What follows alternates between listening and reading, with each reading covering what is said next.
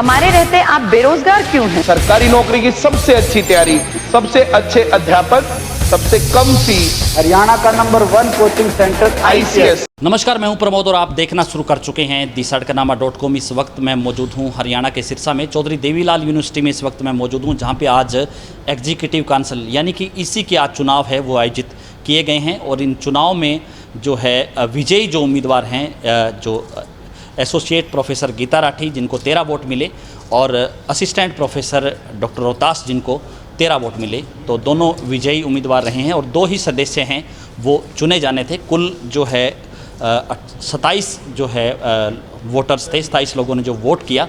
और हम आपको बता दें कि टोटल 31 वोट थे, जिनमें से 3 जो है वोटर्स हैं वो एक्स्ट्रा ऑर्डिनरी लीव पे गए हुए थे। 1 वोटर्स हैं वो किन्हीं कारणों से वोट डालने के लिए नहीं पहुंचे। और 27 वोटर है उन्होंने अपने मत का प्रयोग किया। और जो है इस तरह से जो पूरा जो रिजल्ट रहा, एसोसिएट प्रोफेसर गीता राठी और असिस्टेंट प्रोफेसर रोहतास, उन्होंने जो है ये चुनाव है वो जीत लिया है। हमारे साथ इस वक्त डॉक्टर रोहतास हैं जो असिस्टेंट प्रोफेसर हैं, जिन्होंने 13 वोट उनको मिले। रिजल्ट के बारे में भी जानकारी लेंगे। सर, किस तरह से जैसे रिजल्ट का पूरी प्रक्रिया रही और कितने कितने वोट कैसे कैसे रहे? सर, टोटल 27 वोट कास्ट हुए हैं और एक कैंडिडेट है उसको 2 वोट का राइट होता है, तो कुल मिला के 54 वोट डले हैं।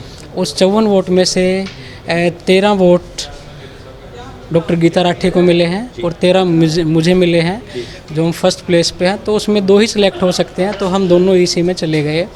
और डॉक्टर संजीत हैं, उनको 12 वोट मिले हैं। और डॉक्टर हरीश हैं, उनको 5, और डॉक्टर रजनीश हैं, उनको 6 वोट मिले हैं।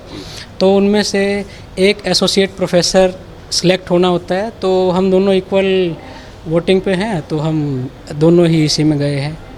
धन्यवाद।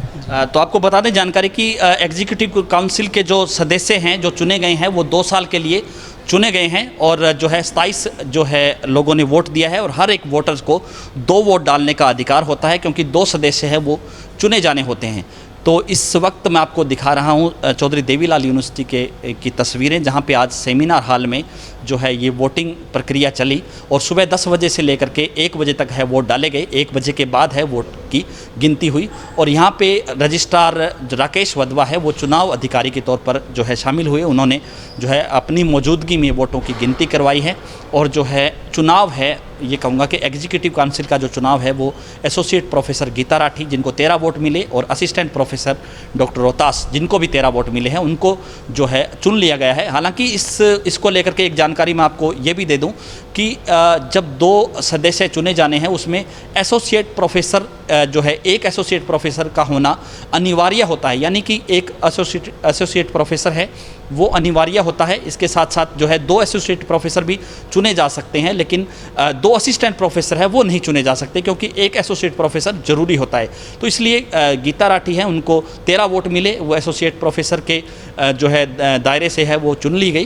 पहले तो मैं आपको ये बता दूं कि अब एक बार रिप्रेजेंटेशन हो जाता है तो सभी टीचर्स के लिए है। और मैं ये कहूँगी, मुझे सबने वोट दिया।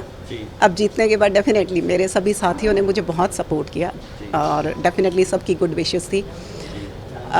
अब मेंबर बनने के बाद मेरी तरफ से ये रहेगा कि अगर किसी का भी कोई भी काम, किसी भी तरह की उलझन अगर है उनको, या अथॉरिटी से कोई मेरे लायक कुछ है और वो मेरे को कभी भी, इवन मैं ये कहूँगी ड्यूरिंग नाइट टाइम भी, अगर कोई रिक्वेस्ट करते हैं कि हमारे साथ चलो और अथॉरिटी को रिक्वेस्ट करो हमारा काम हो सकता है, तो डेफिनेटली मैं अपने साथियों के साथ हूँ, पूरा सहयोग रहेगा। और अथॉरिटी से मेल मिलाप के बाद रहेगा। भाई मैं अगर किसी बात पे सपोज कई बार ये भी होता है कि तो कन्विंस करने की कोशिश रहेगी कि अथॉरिटी को भी ये रहा। और अपने साथियों के लिए डेफिनेटली इलेक्टेड मेंबर हूँ, तो definitely for my supporters, for my voters, for all the teachers, not only for voters, for all the teachers of the university. तो 2 साल के लिए जो है इसी के दोनों ही सदस्य हैं वो बन गए हैं। और जो बाकी जो सदस्य हैं, जो वोटर्स हैं, वो उनको बधाई दे रहे हैं। तो इस वीडियो को आप ज़्यादा से ज़्यादा शेयर जरूर कर दीजिए ताकि तमाम लोगों तक ये जानकारी पहुँचे। बहुत बहुत शुक्रिया।